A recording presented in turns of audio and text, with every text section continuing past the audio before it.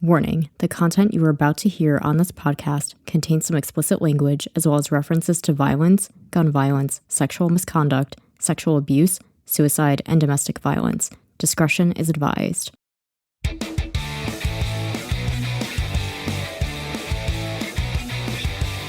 think that I'm just a rock chick. I would describe my music and my sound as Avril. It's the best damn thing. Welcome back to another episode of the Best Damn Avril Lavigne podcast, a facts and trivia-based podcast about Canadian pop singer Avril Lavigne. I'm your host, Andrea DiFrancesco. Before we launch into today's episode, let's catch up on the latest Avril news. On March 30th, Avril's home in Malibu was listed for sale. On April 3rd, a trailer was uploaded for the upcoming 6th season of Carpool Karaoke, the series, which shows Avril and Youngblood will appear in an episode together. The series is slated to launch on Apple TV Plus on June 23rd. The same day, Avril was in the studio with John Feldman and Canadian songwriter Simon Wilcox. On April 4th, Avril announced a partnership with the ready-to-drink cocktail brand Beatbox for the Creator Series. Her special edition pink lemonade drink will be available at U.S. retailers only.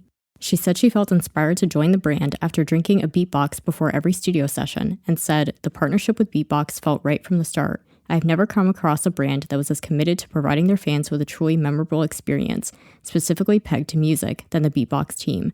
Every facet of the collaboration, down to my involvement with the design of the package itself, felt authentic and true to me. I'm excited for people to see the new packaging and let us know what you think." Additionally, fans will also be able to win signed merchandise, life-size cardboard cutouts and custom displays of Avril, and a chance to meet Avril in person. Lastly, the demo version of Bite Me leaked, but only a short clip with audio tags is currently publicly available on YouTube. And Head Above Water re-entered the Billboard Christian Digital Song Sales chart at number 14 for the week of April 3rd. And now let's continue on with part 2 of our series on Avril's past feuds and controversies. Go back to the previous episode for part 1, where we covered from Let Go to the Best Damn Thing eras if you missed it. So just as a little reminder to give a quick disclaimer about the intention of this episode, as I said in part 1, the intention of this episode or this topic is not to make Avril look bad or anything, but just to clear up some misunderstandings or give explanations for fans who maybe weren't around at the time that some of these things happened. And every celebrity has bad press or feuds from time to time, or as we'll see later in this episode, has worked with people who either are controversial people or maybe later on turn out to have some controversies of their own. And I think that's just kind of a little bit unavoidable in the world of Hollywood. It seems like as we've been progressing with movements like the Me Too movement, for example, a lot of things come to the surface where it turns out that there's a lot of problematic people in the business. That's just kind of how it is, unfortunately. And so I think if Avril were to just completely avoid every single person who was problematic, she wouldn't be working with a lot of people, probably half the people that she ends up working with, unfortunately. So I don't think that's necessarily always a reflection on her, or sometimes these things just don't happen until much later after she's already worked with them. So I just think it's important to bring awareness to it and to make note of it because it is a part of her career. It's a part of her story as an artist. And I think it's important to acknowledge that, as I said in the previous episode, that this is a facts and trivia podcast about Avril Lavigne. It's about her career. And that means we have to cover everything. It's a very comprehensive, all-encompassing podcast where we don't just pick and choose what we cover literally everything. And my main intention with this episode is that hopefully it will clear up some rumors or shed light on things that happen, because there's a lot of stuff out there. If you do research on some of these things, you'll find media articles and social media posts and stuff about these things. And like I had said in the previous episode, it doesn't always give the full story of what happened, or sometimes you only hear one side of the story and maybe we don't necessarily hear it from Avril's perspective, what necessarily happened. And sometimes the media likes to either exaggerate details or misquote or say things that didn't really happen or weren't really said. And so I think it's just important to, like I had said before, to get the full story of everything. I will say that this episode is a lot darker than the previous episode. As I gave a warning in the beginning, this episode gets pretty dark towards the end when we get to the portion about controversial figures. So just be forewarned about that. So with all that being said, today we're going to cover from the Goodbye Lullaby era through the present, which is roughly from 2010 to now. Lindsay Lohan. An article published by Vanity Fair in May 2010 reported that Avril and Lindsay Lohan got into an argument while at the Chateau Marmont Hotel in Los Angeles. Lindsay approached the table where Avril was sitting with then-boyfriend Brody Jenner and friends. Avril then said, "Get the hell out of my face. You are fake. You are a loser. I don't like false people. Stay away from me and my friends." Lindsay then tried to get security to kick Avril out. The article cites the New York Post, saying, "Sources tell us that the feud kicked off when Lohan snubbed Levine at an event, but sidled up to her acting friendly once Levine was sitting with a group at the Chateau Marmont days later." However, according to an article by Us Weekly, Lindsay denies the confrontation ever took place. So, based on that, it leads me to believe that this was most likely a false story planted for publicity or clickbait, although it's also possible that she's just saying it didn't happen because she doesn't come off looking particularly good. I guess we'll never know, but my inclination is to believe that it's a false story planted for publicity. Swearing at concert. During a concert on May 28, 2011 at Tropicana Field after a Tampa Bay Rays game in St. Petersburg, Florida, Avril cursed on stage because her microphones weren't working properly during the opening performance of What the Hell. According to an article by the Globe and Mail, some audience members booed Avril as she was experiencing technical difficulties, to which she then responded with a, quote, profanity-laced explanation, saying live shows often feature a few glitches, especially when they take place at baseball stadiums, end quote. This was later misreported as Avril having sworn at the audience.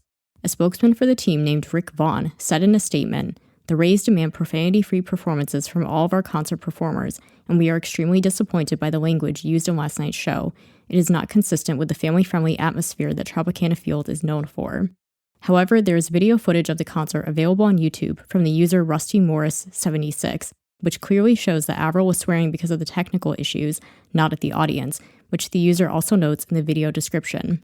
Avril can clearly be heard saying, "We're on a fucking baseball field," referring to the technical issues from earlier.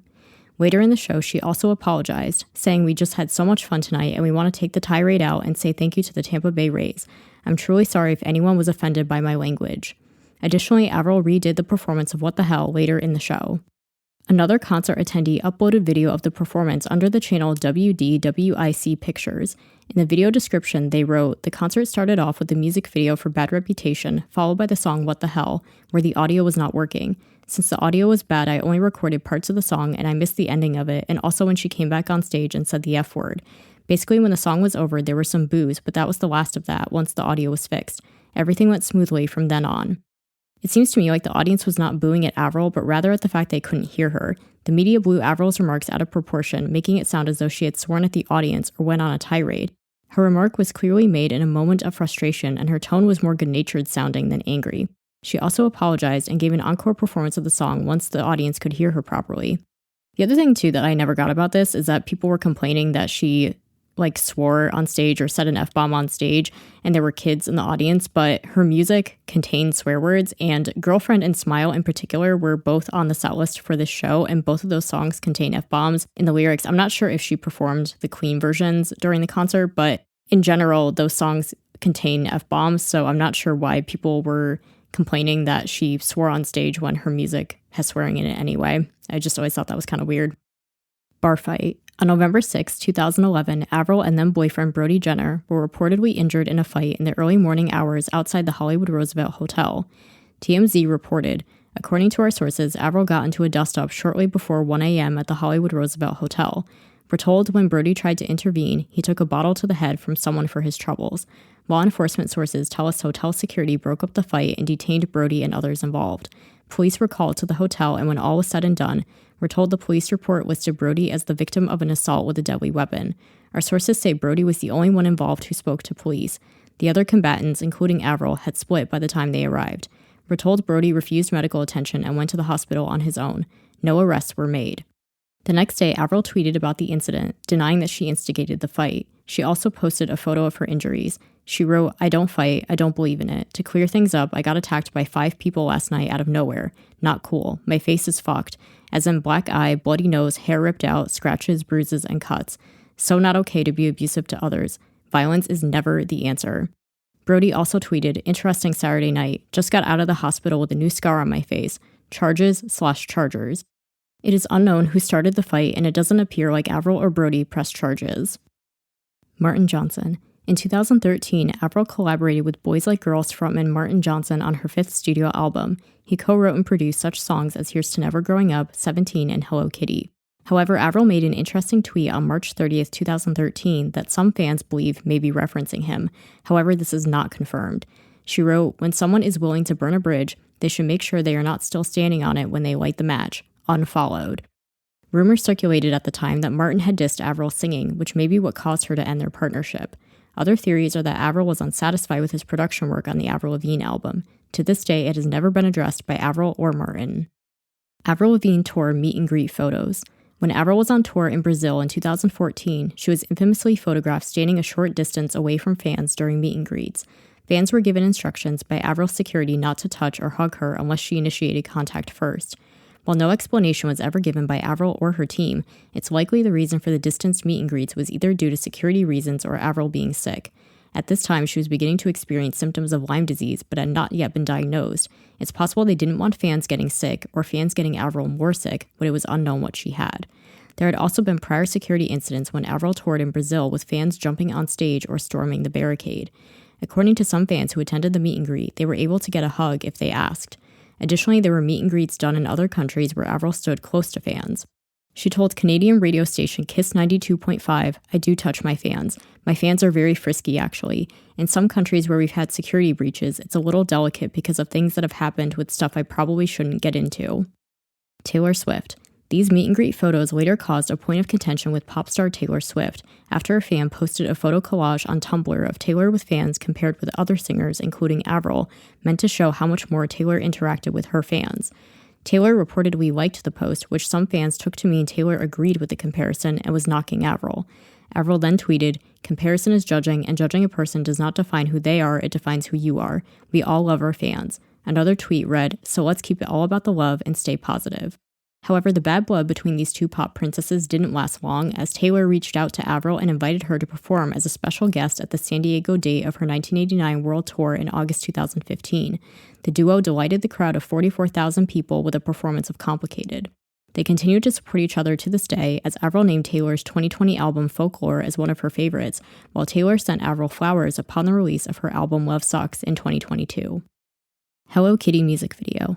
After the release of Avril's music video for her 2014 track Hello Kitty, she was accused of being racist and appropriating Japanese culture. Reasons cited were the female Japanese background dancers, who all appeared expressionless, which critics said perpetuated the stereotype of Asian women being submissive.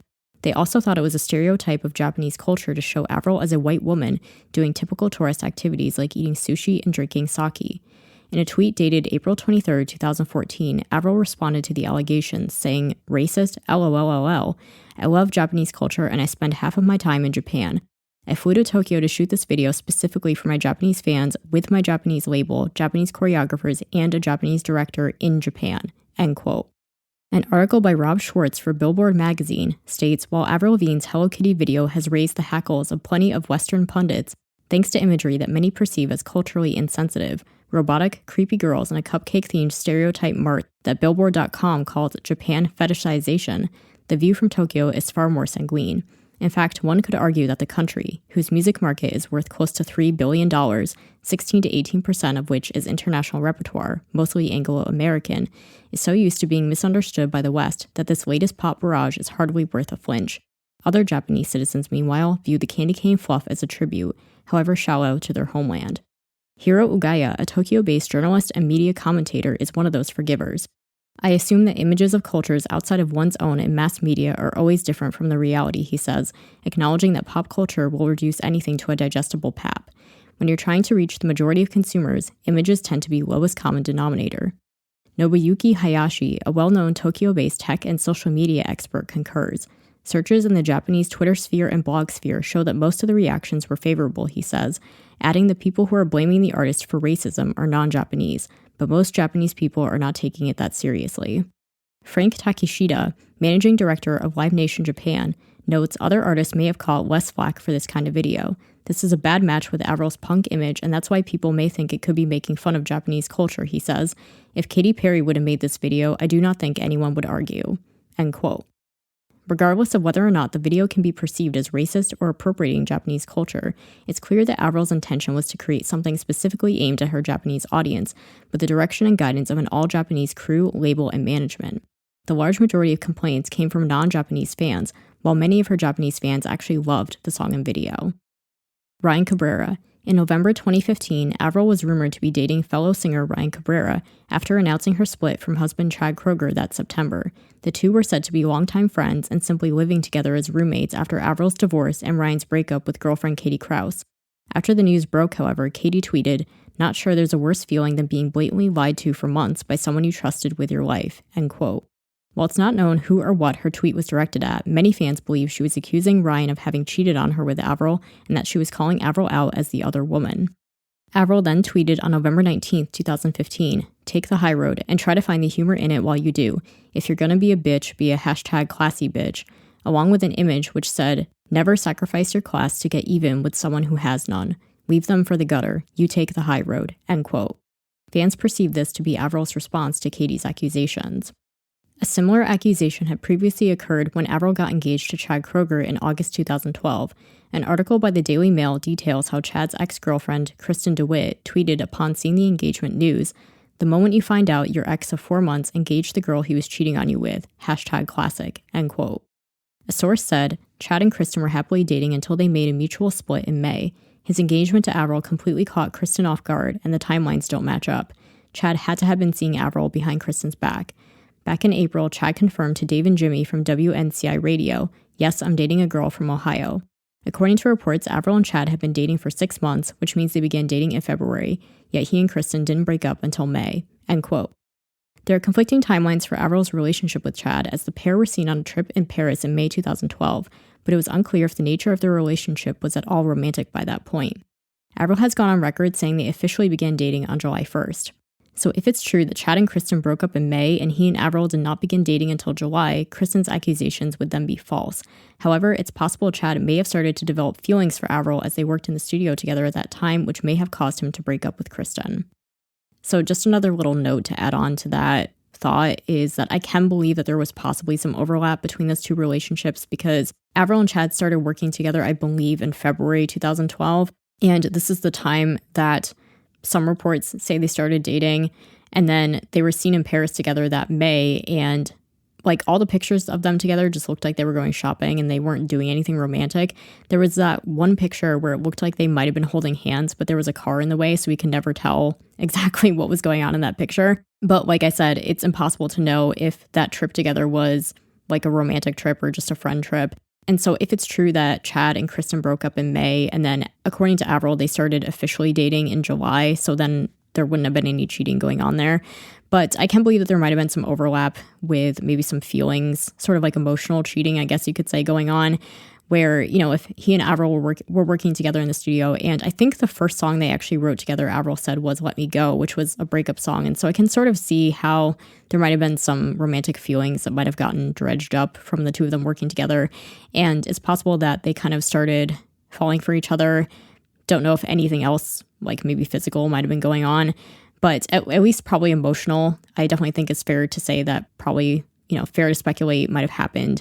Some emotional stuff going on while Chad was in a relationship, and maybe that made Chad kind of conflicted, and so maybe that's what led to him eventually breaking up with her and then entering officially a relationship with Avril, which I always thought it was a little strange that Avril said like she would use the word official, like we officially began dating in July. So it kind of implies that there was some stuff going on before that, but obviously we don't know the full story. And like I have said before in previous episodes about Avril's personal life, concerning Avril's personal life, I'm hesitant to really comment too much on it just because we don't really know the full story of everything.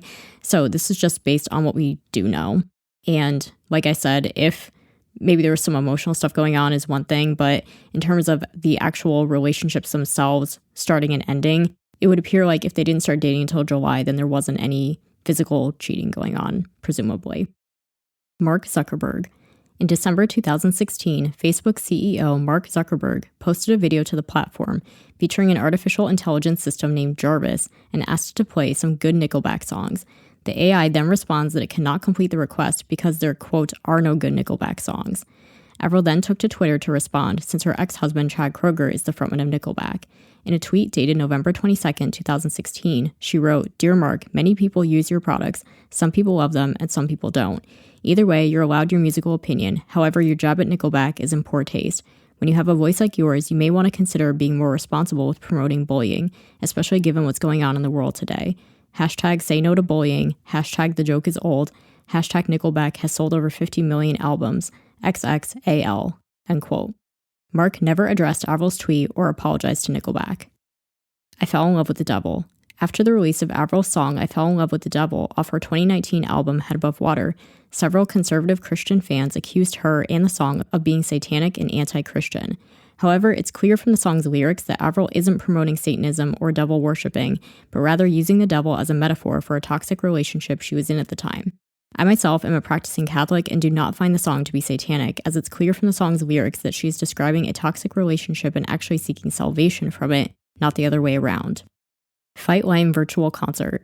In October 2020, the Avril Lavigne Foundation sponsored a virtual concert called hashtag Fight Lyme with Avril and Friends to raise money for the foundation's mission to help those with Lyme disease. The concert was advertised to fans as their, quote, only chance to see Avril in 2020, due to Avril's Head Above Water international tour dates being postponed because of the COVID-19 pandemic. The pre-recorded concert was less than 1 hour long and consisted of performances done by a mix of artists from their homes, with Avril only doing 4 songs, prompting a slew of comments from fans who were unsatisfied with the show and claimed it to be false advertising, as they believed the concert would be live and consist of a full set from Avril. Several fans were so unsatisfied with the show they requested refunds. While refunds were not ultimately distributed, all mentions of the concert were wiped from Avril's social media following the event. While fans' disappointment is understandable, the promoters never advertised the show as being live or featuring a full set from Avril, as it was always billed as "and friends," implying that other artists would be involved. So just a little personal note to add on to this one, like my kind of own experience when this concert happened. I actually did buy a ticket to see this concert myself, and kind of just talking about what I remember about it and the reaction after it. I have to say, I didn't really have super high expectations for this concert. I mean, as we know, in 2020, obviously with COVID going on, all the concerts were canceled and a lot of artists were doing virtual concerts. But I think a lot of them were doing them differently than how Avril did.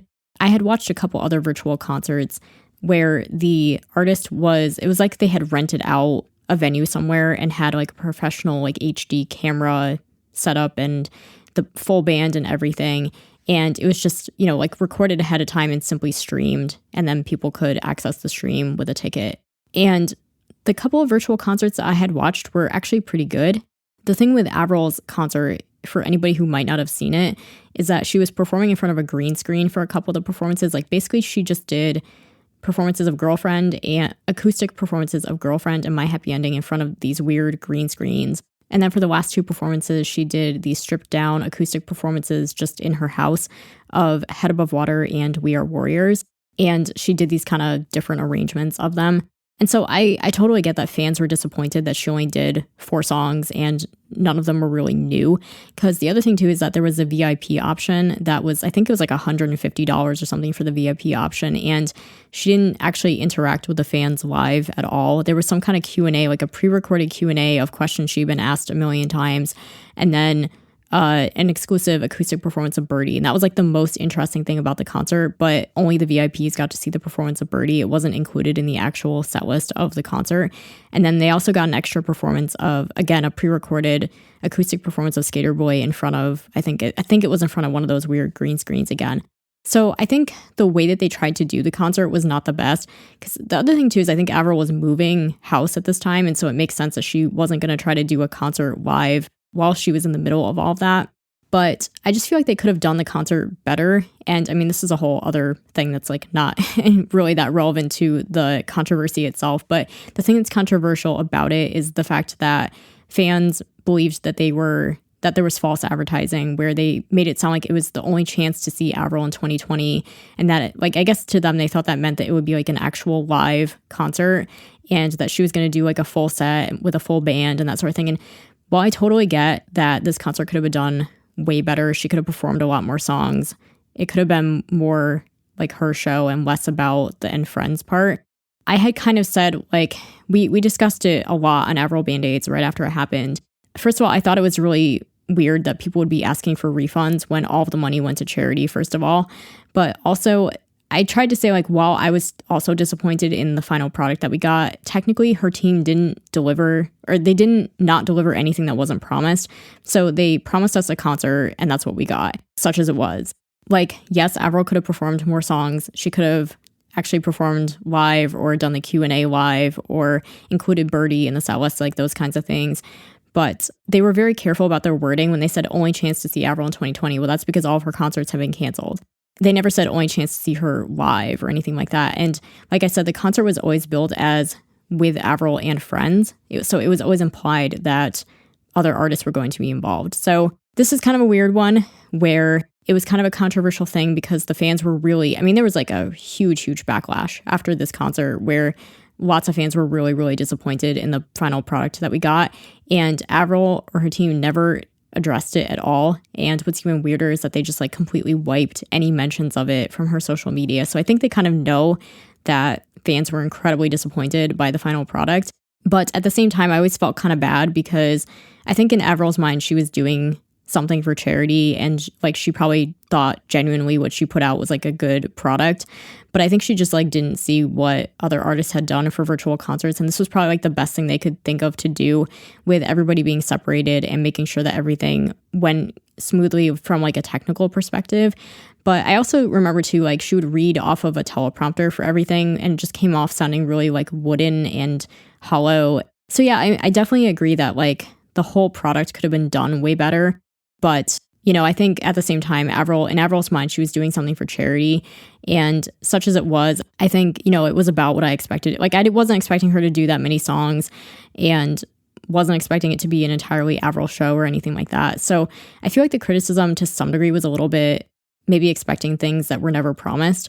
So this was just kind of a weird little situation because the fans were really, really disappointed. And then Avril never addressed it. And she's never done like a virtual concert or anything since then. It's just kind of a weird one because this is a controversy between Avril and the fans directly. Like I said, while I get the disappointment, I also think maybe it was a little bit unfair. Like people were expecting things that were never exactly promised, in my opinion. Working with controversial figures. Lastly, we must discuss Avril's professional involvement with controversial figures. These include people such as Antonio Ellie Reid, Lucas Dr. Luke Gottwald, Marilyn Manson, Machine Gun Kelly, and Nicki Minaj, as well as her recent relationship with Tyga. So this is the thing that I mentioned in the beginning, a content warning here that there is going to be a lot of dark, disturbing things to be talked about in these following segments. So if that is something that you feel is not for you, then this is the time to exit out of this podcast. L.A. Reid. Most fans will know Antonio L.A. Reid as the man who first signed Avril to a record deal at age 16 with Arista Records. He oversaw the releases of her first two albums. He was then installed as the chairman and CEO of Epic Records in 2011, where the pair teamed up once again on Avril's self-titled album. However, in May 2017, it was announced that Reid would exit his post at Epic Records following an accusation of unlawful behavior by a female coworker. According to a report in the New York Times, Drew Dixon claimed Reid began sexualizing her during her time at Arista Records as an A&R executive, and that he would, quote, turn cold when she denied his unwanted overtures, end quote, which reportedly included invitations to late-night meetups at his hotel. It was a quid pro quo. I have power, you want access, sleep with me, or I'm going to be really mean to you the next day, and there will be consequences, she told the Times. According to an article by Hannah Karp for Billboard magazine, Epic executives knew of Reid's alleged misconduct. However, a paid subscription is needed to read the article in full. Reid stated in response, I'm proud of my track record promoting, supporting, and uplifting women at every company I've ever run. That notwithstanding, if I have ever said anything capable of being misinterpreted, I apologize unreservedly, end quote. Sony ended up reaching a settlement that summer, and Avril continues to talk positively of LA to this day. Dr. Luke. Next is the story of Dr. Luke, who Avril worked with in 2006 for The Best Damn Thing. Beginning in October 2014, pop singer Kesha filed a series of lawsuits against him, claiming sexual assault and battery, sexual harassment, gender violence, civil harassment, violation of California's laws against unfair business practices, infliction of emotional distress, both intentional and negligent retention and supervision. Her claims were dismissed on April 6, 2016. On April 11, 2018, Avril signed an affidavit confirming her decision to stop working with Dr. Luke after 2007 had nothing to do with Kesha. This was done to counteract Dr. Luke's claims that he had lost work due to the lawsuit and Kesha's claims. Avril has otherwise never commented on Dr. Luke or made any claims of misconduct by him herself. A film crew was present to document the recording of The Best Damn Thing, including Avril's sessions with Dr. Luke, which would have made it extremely difficult to hide any signs of potential abuse or misconduct. As of 2007, Avril has not worked with Dr. Luke. Marilyn Manson. Avril has reportedly been friends with shock rocker Marilyn Manson since she was 18 years old. The two had previously hung out together on rare occasions on Avril's tour bus, and they teamed up on the track Bad Girl from Avril's fifth album in 2013.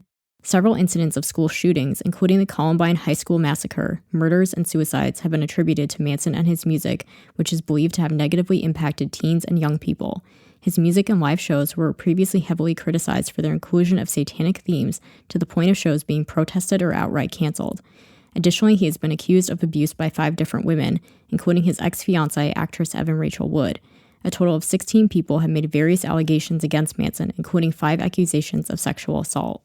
Following the allegations, Manson was immediately dropped from his record label, talent agency, and his longtime manager. He issued a statement via Instagram saying, "Obviously my art and my life have long been magnets for controversy, but these recent claims about me are horrible distortions of reality. My intimate relationships have always been entirely consensual with like-minded partners," end quote, and claimed the accusers were, quote, misrepresenting the past. His former wife, Dita Von Teese, stated that, quote, "the details made public do not match my personal experience during our 7 years together as a couple," end quote. Former girlfriend Rose McGowan said that Manson was not abusive during the relationship, but that her experience had, quote, "no bearing on whether he was like that with others before or after," end quote. One of the 4 lawsuits that was brought against Manson settled out of court in January 2023, while another recanted her allegations and legal documents in February, claiming she was, quote, "manipulated and pressured by Wood and her associates to make allegations against Manson that were, quote, not true." Manson then filed a lawsuit against Wood and Ashley Ilma Gore for defamation, intentional infliction of emotional distress, violations of the California Comprehensive Computer Data Access and Fraud Act, as well as the impersonation of an FBI agent and falsifying federal documents. In the suit, it is alleged that Wood and Gore spent 3 years contacting his former girlfriends and provided, quote, checklists and scripts to prospective accusers in order to corroborate Wood's claims, and that the pair impersonated and falsified documents from an FBI agent. The LACSD presented the findings of their 19-month investigation of the sexual assault allegations made against Manson to California District Attorney George Gasson in September 2022. Gasson called the file partial and said more evidence was needed in order to file charges. To this day, Avril still follows Manson on Instagram and recently praised him as one of her favorite collaborators, but has otherwise not spoken of or worked with him since 2013. Machine Gun Kelly. While creating what would become her 7th studio album, Avril was introduced to rapper-turned-rocker Machine Gun Kelly by mutual friend Travis Clark of We the Kings. Avril and MGK have been good friends ever since, with Avril joining him as an opener for his mainstream sellout tour last summer. The pair also have a duet on Love Sucks called Boys Lie. Among his many feuds with other musicians, his feud with Eminem is the most well-known. On May 7, 2012, he wrote a tweet saying that Eminem's daughter Haley was, quote, hot as fuck, despite her being 16 at the time and he was 22. In an interview with WQHT on October 19, 2015, MGK alleged this led to Eminem blacklisting him from a number of radio stations. However, in 2018, in an interview with the hip-hop radio show The Breakfast Club, he claims he did not know how old Eminem's daughter was when he made the comment, and that he had apologized to Eminem. He also made inappropriate remarks about then 17-year-old Kendall Jenner in an interview with Feuds in 2013 when he was 23. He said, "I'm not waiting until she's 18, I'll go now. I'm 23, dog, I'm not like a creepy age, you know what I'm saying? I'm 23, she's 17, and she's a celebrity. There's no limits right there," end quote. He then cited examples of other rock stars who had dated underage girls, such as Axl Rose and Robert Plant. The interview resurfaced online in February 2022, causing backlash. In 2012, he also made degrading sexual remarks about both black and white women in an interview with a black female journalist at the Black Entertainment Television Awards, saying, "Black women give the best head," referring to oral sex. He then made a series of profanity-laden insults about a black woman who had walked away after overhearing his remarks. The clip resurfaced online in March 2022, with several calling for an apology from MGK and noted the hypocrisy given his daughter is half black. Avril has not addressed these controversies and has only ever spoken positively of him. It is currently unknown if he is involved in Avril's next album. Nicki Minaj. Rapper Nicki Minaj was added as a feature to the track Dumb Blonde from Head Above Water in 2019. In 2017, Nicki came under fire for defending her older brother Jelani, who was accused of sexually abusing and raping his 11-year-old stepdaughter. According to Page 6, Nicki wrote a letter to the judge overseeing the case in 2016 in hopes to get her brother a more lenient sentence. In the letter, she called her brother the, quote, most patient, gentle, genuine, giving, selfless man I know, end quote. Her brother, however, was found guilty and sentenced to 25 years in prison. To this day, Avril has not spoken of Nicki or worked with her since 2019. All-time low. Throughout the Love Sucks era, Avril has shown her support for the alternative band All Time Low by having them as an opening act on the Bite Me tour, as well as performing together at some of the same festivals. Additionally, she has been working with the band's frontman Alex Gadskarth over the last few months for her new album. In October 2021, several claims came out online from fans who accused the band of having sexual or inappropriate relations with underage fans. According to an article by Nancy Dillon for Rolling Stone magazine published on February 3, 2022, the band filed a libel lawsuit against at least 3 people who claimed in social media posts that the group sexually harassed or assaulted teenage fans. However, the article goes on to say that each of the 3 claims were proven to be falsified. Tyga. Lastly, Avril has seemingly entered a romantic relationship with rapper Tyga, who groomed Kylie Jenner when she was only approximately 16 years old while he was 24, which is illegal in the state of California. In October 2021, he was also arrested for domestic violence. Additionally, he has a history of unpaid taxes, jewelry that was not paid for, and he was sued by 3 women for exposing their bare breasts without consent in his music video Make It Nasty in 2012 and 2013. Avril has not commented publicly on his controversies or confirmed they are dating. So that pretty much concludes our series on Avril's most known feuds and controversies, as well as controversial figures that she's worked with. I know that some of that was difficult to listen to. It was even more difficult for me to research it and have to read about some of that. But I think it's all very important to, put that stuff out there. And I know that especially with some of these people that she's been working with, that people were like, oh, why is she working with that person?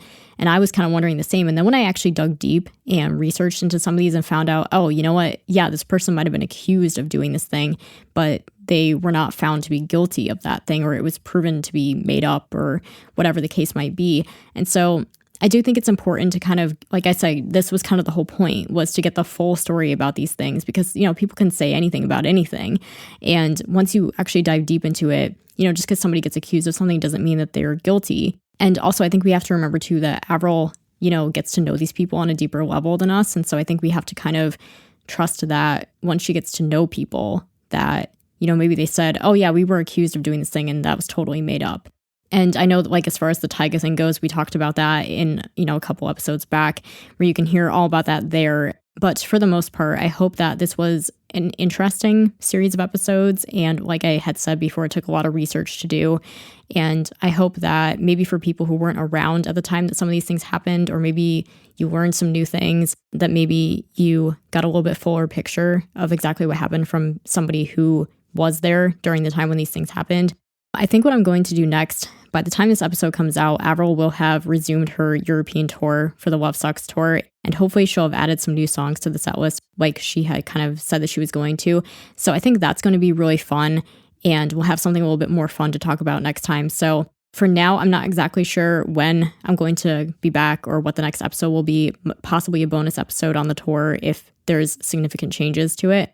But I hope in the meantime that you guys have all enjoyed these episodes. And like I said, with the tour coming back on, and then at the end of April, she's going to have that feature with Illenium that everybody's really looking forward to. And hopefully we might even have some news on the next album. She was doing a photo shoot with Rolling Stone. And in the summer, she's going to be on Carpool Karaoke with Youngblood. So that will be really fun. So I think we're going to have some more fun, lighthearted stuff to look forward to, kind of like our regularly scheduled programming, so to speak, we'll have back on again. So just kind of something to kind of lighten the mood again after such a kind of darker, more heavy toned kind of episode. But like I said, nevertheless, I hope you all found it interesting, that maybe you learned something new. It's just yet another part of the Avril Lavigne lore, I guess. So with that, we conclude our series on Avril's most known feuds and controversies and the real stories behind them. Be sure to subscribe on your preferred podcast platform so you can get new episodes directly in your feed. And please don't forget to take a minute to leave a rating or review to help more fans find the show. We're currently streaming on Apple Podcasts, Spotify, Google, Amazon Music, and Audible. Join me again next time on the Best Damn Avril Lavigne podcast. The Best Damn Avril Lavigne podcast is hosted, produced, and edited by Andre DiFrancesco. Theme music is HD and Lights by J. Powell Flicks. Follow the latest podcast news on Instagram at bestdamnavrilpod or email bestdamnavrilpod@yahoo.com.